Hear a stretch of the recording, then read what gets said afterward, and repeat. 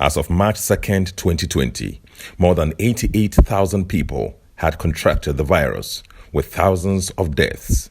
90% of these infections were in China. Close to 9,000 of the cases had been recorded outside of China. But the WHO failed to declare the disease a pandemic. It explained why. We appreciate that people are debating whether this is a pandemic or not. We're monitoring the situation every moment of every day and analyzing the data. Around the world, experts advanced calls for countries to institute travel restrictions.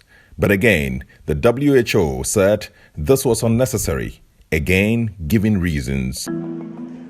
There is no reason for measures that unnecessarily interfere with international travel and trade. We call on all countries to implement decisions that are evidence-based and consistent. WHO stands ready to provide advice to any country that's considering which measures to take. But when thousands more continued to die, countries began instituting these travel restrictions. By March 17th, Europe was closing its borders. The United States had done same. Coronavirus fears with only 11 U.S. airports now accepting flights from China. Contessa Brewer is at one of those, JFK International in Queens. But at this time, the virus was almost everywhere. And this was the time China claimed it had flattened the curve.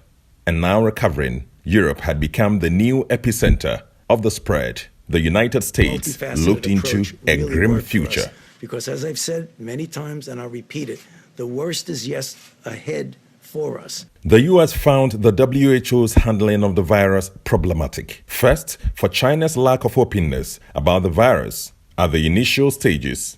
It also said the WHO had believed China's official figures when the actual number of reported cases and deaths could be far higher.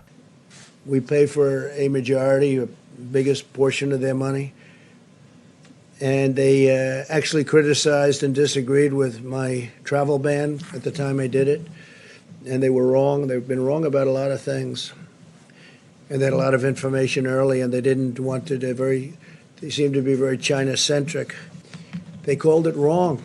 They called it wrong. They missed the call.